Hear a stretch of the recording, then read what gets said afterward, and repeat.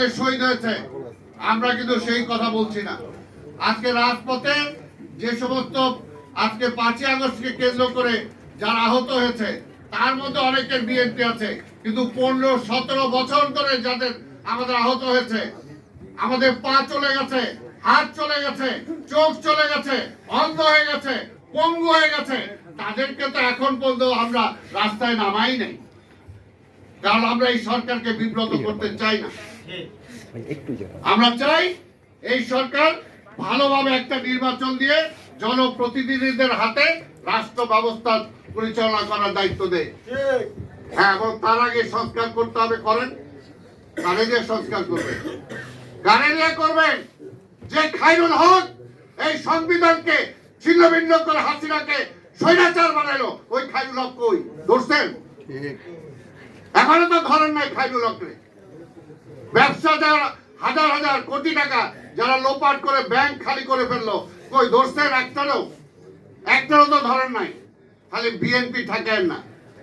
ওই আওয়ামী লীগ ও বিএনপি ঠেকানোর আন্দোলনে হাসিনা এক কাপড়ে দেশ ছাড়তে হয়েছে। বিএনপি সম্পর্ক জনগণের সাথে, বিএনপি জনগণের রাজনীতি করে, তাই আমরা ক্ষমতার রাজনীতি করি না।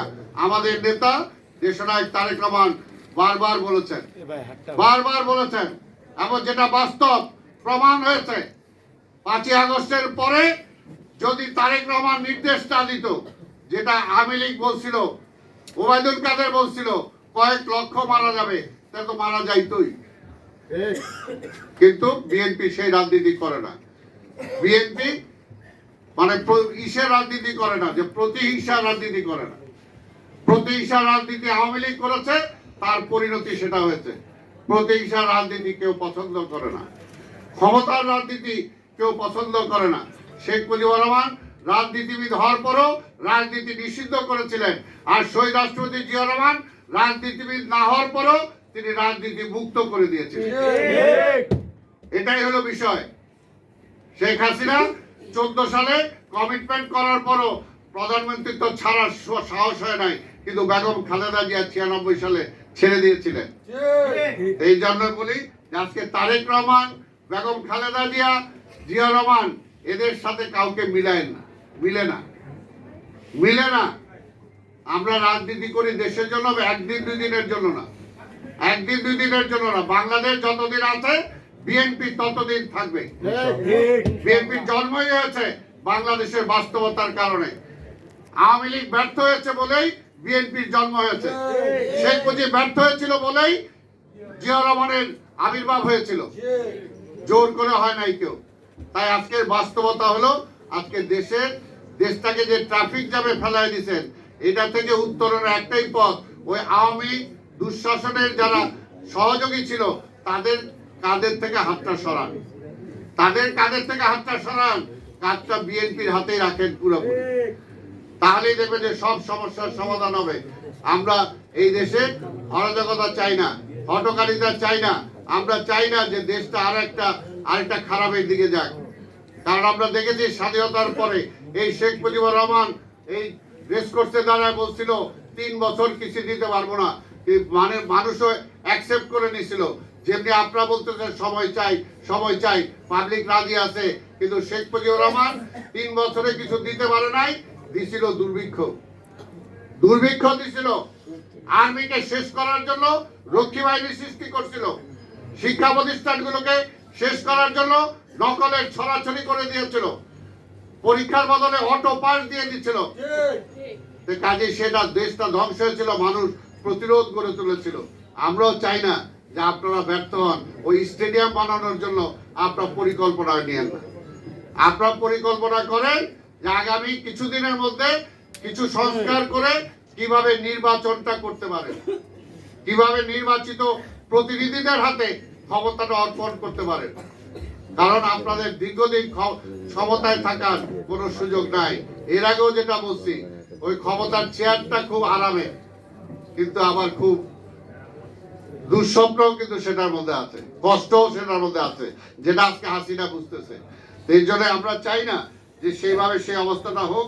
আমরা চাই, তাই আজকে সরকারকে বলবো আওয়ামী লীগকে পুষেন না, আর বিএনপিকে ঠেকানোর চেষ্টা করেন না। আওয়ামী লীগকে পুষেন না, বিএনপি ঠেকানোর চেষ্টা করেন না। বিএনপি একমাত্র এই দেশের রক্ষা কবচ, এই দেশের মানুষের জন্য রাজনীতি করে।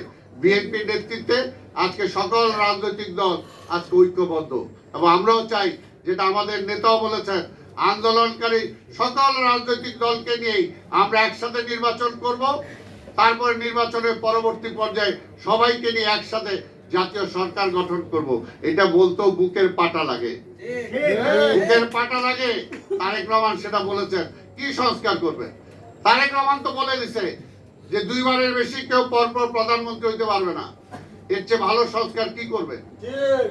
তারেক রহমান তো বলে দিছে যে প্রত্যেকটা জাতীয় নির্বাচন তত্ত্বাবধায়ক সরকারের অধীনে হবে। কিন্তু বলে দিছে এর চেয়ে ভালো, তাইলে তো আর স্বৈরাচার হওয়ার কোনো সুযোগ নাই। স্বৈরাচার হওয়ার কোনো সুযোগ নাই। আরো তো অনেক 31 দফার মধ্যে আরো অনেক কিছু আছে। তাই ভাইরা আমার, আজকে বক্তব্য দীর্ঘায়িত না করে আজকে বলবো, এই যে মামলা হামলার কথা বলা হয়েছে, এগুলো তো অবশ্যই, কারণ তারেক রহমানকে আজকে তারেক রহমানের স্বার্থে না, এই দেশের স্বার্থে তারেক রহমানকে দেশে আনা দরকার, দেশে আনা দরকার। এবং সকল মামলা উদ্যোগ করে, কারণ সকল মামলাই ছিল প্রতিহিংসামূলক মামলা, কাজে সেটা প্রত্যারোপ। তার চেয়ে বেশি হলো যে জনজীবনের দিকে দৃষ্টি দেন। ওই স্টেডিয়াম বানানোর দিকে বারবার বলছি, স্টেডিয়াম একটা লং প্ল্যান, 1 বছরে পারবেন না, কয়েক বছর লাগবে। কিভাবে লাইন লাগছে, আমি ট্রাকও যাইতেছে, মানুষ তার পিছনে দৌড়াইতেছে। আলামতটা ভালো না, আলামতটা ভালো না। ওইদিকে নিয়েন না। হাসিনাও 42 সাল পর্যন্ত ক্ষমতায় থাকার পরিকল্পনা করছিল, কিন্তু আল্লাহ হলো মহাপরিকল্পনাকারী। কোথায় চলে গেছে হাসিনা? এখন একদিনের পরিকল্পনাও করতে পারতেছে না। এটার জন্যই বলবো যে আজকে যেটা দরকার সেটা করেন, আর শর্ট করে আনেন, কর্মসূচি কমায় আনেন, কমায় আনেন, নির্দিষ্ট করেন, ওপেন করেন, রাজনৈতিক দলগুলোর উপর নির্ভর করেন, রাজনৈতিক দলগুলোর সাথে প্রতিনিয়ত বসেন, সপ্তাহে সপ্তাহে বসেন, তাদের পরামর্শ নেন, তাদের পরামর্শ নিয়ে সরকার পরিচালনা করেন, তাহলে ভুল ত্রুটি কম হবে। আর না হলে এইরকম কিছু উপদেষ্টা বানাই দিবেন যেগুলো পাবলিকও চায় না, পাবলিকও চায় না। উপদেষ্টা বানান, আমাদের তো কোনো আপত্তি নাই, বলি নাই তো যে বিএনপি থেকে নেন, কিন্তু ভালো লোক নেন, ভালো লোক নেন। সমাজে যারা নামি দামি আছে, যারা ভূমিকা রাখতে পারে, তাদেরকে নেন।